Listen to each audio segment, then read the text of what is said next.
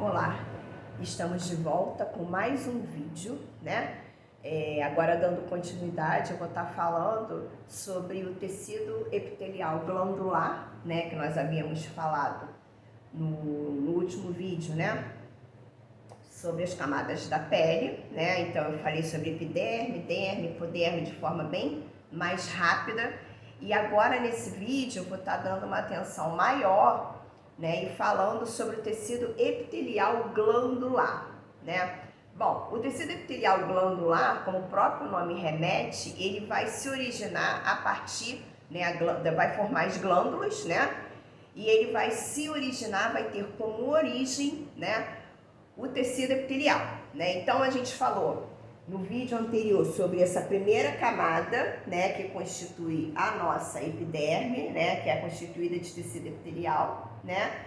Sendo que esse tecido epitelial, além de revestir a nossa pele, ele também vai formar, né, vai dar origem às nossas glândulas. Por isso que ele tem o nome de tecido epitelial glandular. Ou seja, a partir dessa primeira camada da pele, né, a camada mais superficial, é como se ele descesse, né, ele vai penetrar no tecido conjuntivo. Então, o tecido epitelial glandular, ele se forma, né, a partir, as glândulas, né, elas se formam a partir do tecido epitelial e essas glândulas, elas vão invadir, elas vão penetrar o tecido que está abaixo da primeira camada da nossa pele, né, que acho que a gente chama de derme. Então, a glândula vai penetrar, vai invadir o tecido conjuntivo, tá?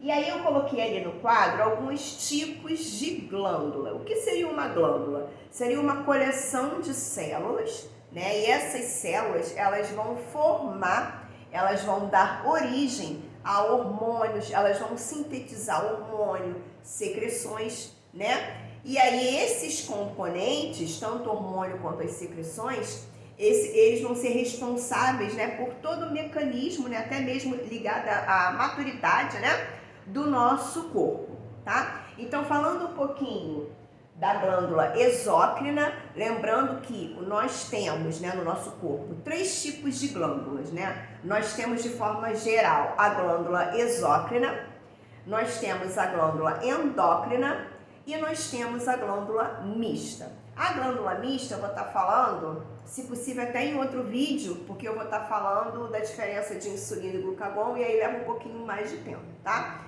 Falando agora da glândula exócrina, esse nome exo remete fora, esse prefixo exo, né? Crina significa ligado ao sistema endócrino, né? Quem nunca foi ao médico endocrinologista, né? É aquela especialidade dentro da medicina que lida com os hormônios, né? E aí essa glândula exócrina, esse nome exo significa fora, como eu falei anteriormente, então é aquela glândula que vai produzir, né, uma secreção, né, um componente, sendo que esse componente ele vai ser colocado para fora do vaso sanguíneo, ou para fora do nosso corpo, ou até mesmo para fora de uma cavidade, tá? Como assim? A gente tem exemplos fáceis de glândula exócrina. A gente tem, por exemplo, a glândula sebácea, né? A glândula sebácea, ela é responsável por produzir o nosso sebo, né? A gordura da pele. A gente tem a glândula sudorípara, que é responsável por produzir o suor, ou seja, quando a gente observa, né, que o nosso corpo transpira, essa resposta, né, esse mecanismo ocorre de forma interna, sendo que o suor ele vai ser colocado para fora, né, ele vai ser exteriorizado. Então, aquilo que a gente observa no nosso corpo, que vai ser lançado para fora de uma cavidade, né, para fora de um vaso sanguíneo, a gente considera como sendo glândula exócrina. Então, a gente tem, como eu falei, glândula sebácea, que produz o sebo da pele, a gordura. Glândula sudorípara, que vai produzir o suor da nossa pele. A gente tem a glândula lacrimal, né, responsável, né, por exteriorizar a nossa lágrima. A gente vai ter a glândula mamária, que produz, né, que secreta o leite, ou seja, o leite vai ser produzido internamente, mas ele é exteriorizado, ele é colocado para fora justamente para a criança o bebê ter acesso àquele alimento, né?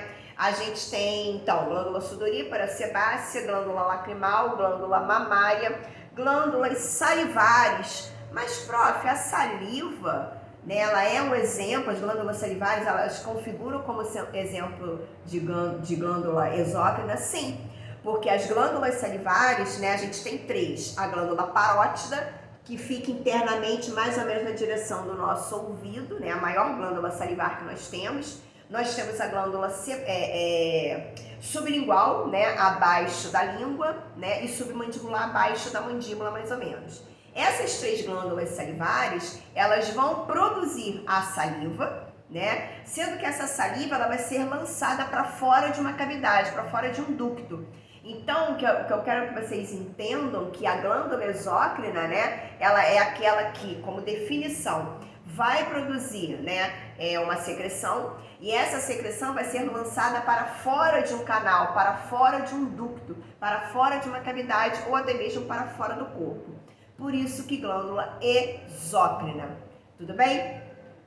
E aí a gente tem o segundo exemplo de glândula, que é a glândula endócrina. Endo é dentro. Então a glândula endócrina é aquela que vai fabricar, né, ou sintetizar, né? Lembrando que sintetizar ou síntese de alguma coisa remete produção. Só que o nome mais bonito para a gente falar quando algo do nosso corpo produz alguma coisa, a gente fala que isso aí vai ser sintetizado. Então a glândula endócrina é aquela glândula que vai sintetizar o hormônio, e esse hormônio, ao contrário, obviamente, da glândula exócrina, né? O que a glândula endócrina vai sintetizar, vai produzir, vai ser lançado para dentro de um vaso sanguíneo, para dentro do nosso corpo. E geralmente é dentro do vaso sanguíneo. Por que dentro do vaso sanguíneo? Eu sempre falo para vocês, alunos, que o nosso sangue é como se fosse o nosso dedo duro. Em que sentido, entre aspas, essa expressão, né? Não é uma expressão dura, não. É porque através do nosso sangue, a gente consegue analisar diversas situações e circunstâncias que remetem a alterações, né, patologias atribuladas à nossa fisiologia. Como assim? Por exemplo, patologias ou não, né? Então, quando você quer saber se a pessoa está grávida, né, tem o exame, né, que você consegue identificar através da análise do sangue, né?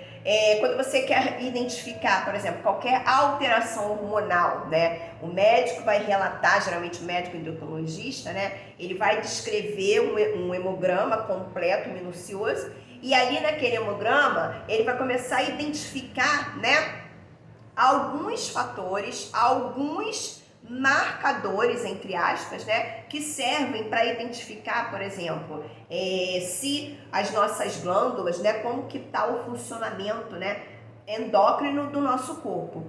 E aí ele vai conseguir identificar tais características, né, conforme justamente a análise do sangue, sendo que vai ser um hemograma diferenciado, mais minucioso. Né? Quando eu quero identificar, por exemplo, se a pessoa fez uso de alguma substância, né, química, você consegue identificar também através do sangue, né? Quando eu quero saber essa dosagem hormonal, enfim, né, gravidez. O que eu quero dizer, por exemplo, quando eu quero identificar se alguém está com diabetes ou não, se tem alguma taxa, algum comprometimento ligado ao aumento de triglicerídeos ou não. O que eu quero que vocês entendam é que o nosso sangue, ele remete, né, várias características, ele nos fornece, né, tamanhas características justamente porque isso acontece porque tudo passa pelo nosso sangue. Né? E vocês sabem que tem um vídeo que eu falei sobre o sistema circulatório, né? Enfim. Então, nossos vasos sanguíneos, né, que obviamente está presente no nosso corpo de forma global e total, né? Tudo vai passar ali pelo nosso sangue, tá? E aí, através do hemograma, né, minucioso, através da análise do nosso sangue, a gente consegue identificar tais características, enfim, tá? Então, por isso que a gente fala que o nosso sangue é o nosso dedo duro, tá? E aí, através, no caso da glândula endócrina, né, o que ela produzir, o hormônio, vai ser lançado para dentro do vaso sanguíneo, tá? Essa glândula endócrina, a gente tem vários exemplos, né? A gente tem a hipófise, a glândula tireoide, né? A gente tem a glândula paratireoide, né, que fica nas laterais aí, né, mais ou menos essa região aqui do pescoço, né? A gente tem a glândula da hipófise, tireoide, paratireoide, as suprarrenais, né, que a gente vai ver lá na frente, que são glândulas que ficam acima dos rins, e ela tem um papel muito importante, não desmerecendo as outras glândulas endócrinas, né? Mas as glândulas suprarrenais estão muito vinculadas à questão da produção de hormônio, né? De uma substância chamada cortisol, que tem a ver com estresse, né? E assim vai, tá? Então a glândula endócrina, ela vai sintetizar o hormônio e esse hormônio vai ser lançado dentro do vaso sanguíneo, tá? Agora eu vou mostrar para vocês aqui no meu modelo da caixa, né, que eu falei no vídeo anterior que os alunos haviam feito, justamente isso, né? Então aqui, ó, de amarelinho, né, os alunos fizeram o esboço da glândula sebácea, né, aqui, ó, de amarelinho, tá vendo? Então, notem que eles tiveram esse cuidado, né, de justamente a glândula se originar do tecido epitelial, mas notem que ela penetra no tecido conjuntivo, tá? Então, aqui seria o exemplo de glândula sebácea, né, que produz o sebo, a gordura da nossa pele, tá? Que eles fizeram outra glândula também, tá? E assim vai. Aí a glândula sebácea sudorípara, como eu falei anteriormente, né, seria o exemplo de glândula exócrina, tá? No outro vídeo eu vou estar falando de glândula mista, para o vídeo não ficar muito extenso, né, não ficar muito cansativo para vocês, não é nem cansativo, né? É porque são muitas informações, né? E aí eu prefiro dar de forma assim meio que em partes, tá bom? Eu espero que vocês tenham entendido, tá? Sobre tecido epitelial. No outro vídeo eu vou estar explicando melhor sobre glândula mista, tá? Eu espero que vocês tenham entendido. Fiquem com Deus. Até o próximo vídeo. Um beijo.